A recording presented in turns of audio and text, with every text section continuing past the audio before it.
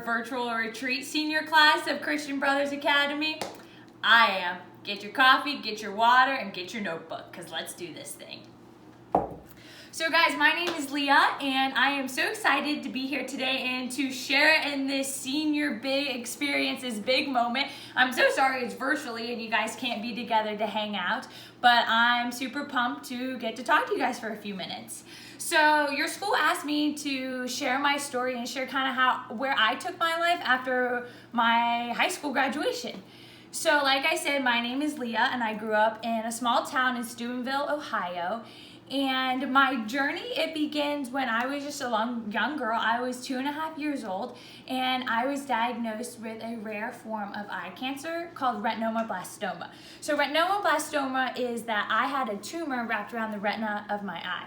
So I traveled out of state back and forth for treatment. So I went through chemo and radiation, and the cancer went away for a little bit, but then, it came right back. So what do you do when a big battle in your life doesn't go away? You keep fighting, right guys? Because we don't give up here.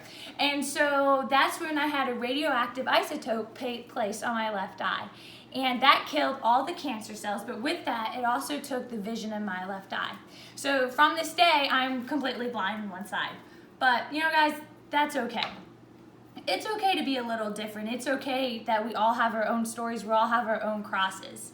And this really affected me growing up. It really affected me in school. Everybody says, oh, the battle with cancer, going through chemo, going through treatment. But for me, my battlefield started when I walked through the doors of my elementary school. And so this played out through teachers, it played out through classmates, it played out through adults saying things. My left eye, it drifts, it's a different color. And I had a teacher one time say, Leah, next time you talk to me, I want you to look me in the eyes. And I was looking her in the eyes, but she didn't know my story. She didn't know what I've been through. And that's gonna happen in life. Not everybody's gonna know what you've been through. And when you head off to college, you're gonna meet and encounter so many different people from so many different backgrounds. But there's one thing that has helped me through my life is to always have God in my pocket. No matter where I go, no matter what I face, no matter what the journey is, to always have God in my pocket. And so this encounter that I had through cancer really stemmed and started my faith. It started my faith at a very young age. And so I knew that I was saved for a reason, and I knew I wanted to help other kids that were going through cancer and other families that were going through cancer, and I wanted to be more. I wanted to be a light for God. And so that's where I started my own 501c3 nonprofit in my senior year of high school. The day I turned 18, my dad and I sat down at the computer and we put the paper in to become a legal nonprofit. And from that journey, so much good has come out of it. I was able to find my passion. I was able to find my calling. But I was also to sit down with kids your age, to sit down with those 3-year-olds, to sit down with that mom and dad that just got this big diagnosis for their child. But you know what, guys? We can get through this because we can suffer well through our hardships. And no matter what comes your way through the next few years in college, even the summer leading up to college, is that it will end and you can get through it. You can get past it. Because you know why? Because we have hope and you have God on your side. And so a few steps that have always helped me is the first one is let God fill your cup.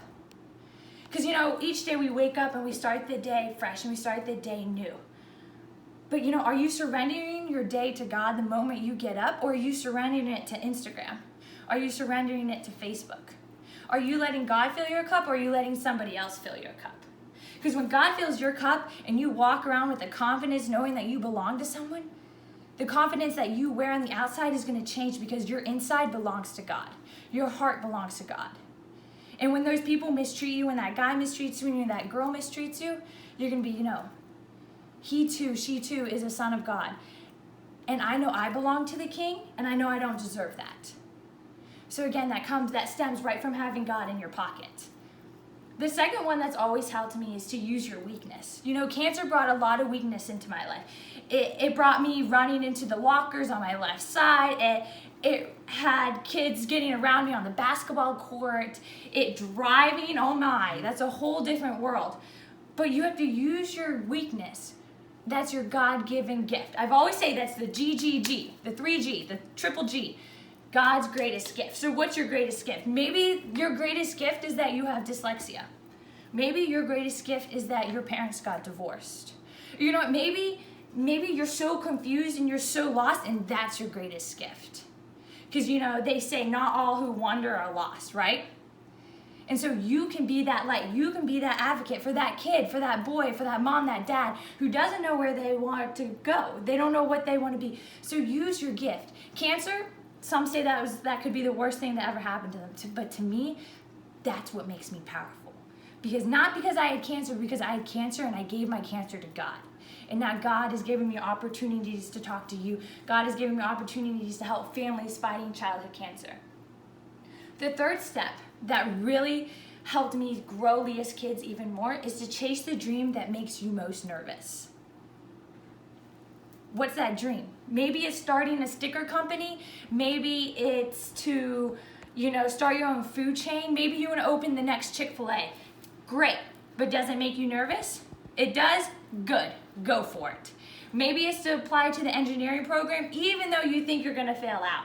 Great, go for it. Because when you surrender that desire to God, He will fulfill it. In Psalms, if you open up the book of Psalms, it says, God will grant the desire of your heart. And He will. Give that desire to Him and chase that dream that makes you more nervous. Start that podcast. Write that book. Get on YouTube. What is your dream that makes you nervous, but what is it for God? How is it going to save souls? How is it going to make more warriors for Christ? Step into the vision that Christ has for you. What's that vision? Is He your compass? Is He your guide? You know what? Let's come together, guys. Brainstorm together. And how can you use your mission for life to further His kingdom?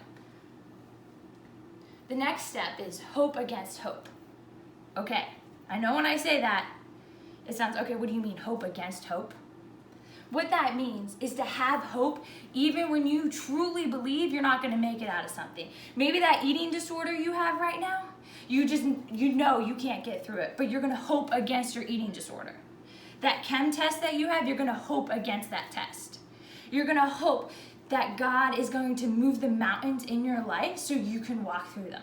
That He will part the sea. That He will send His ark to come get you.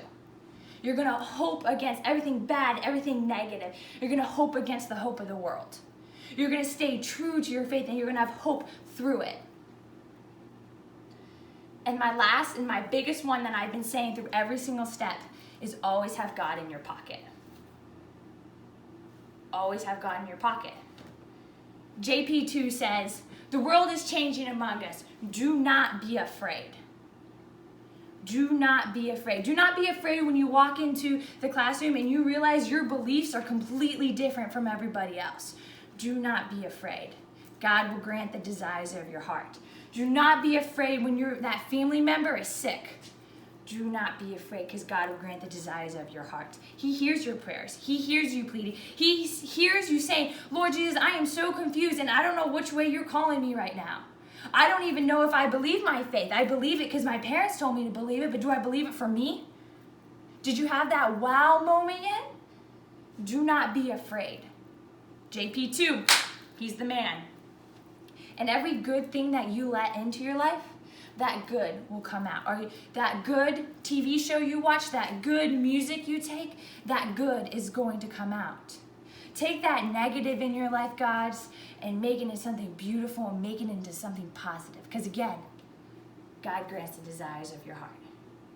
So that's all I have for you guys today. Feel free to learn more about Leah's Kids, my nonprofit that is helping families fight childhood cancer and bring awareness to them.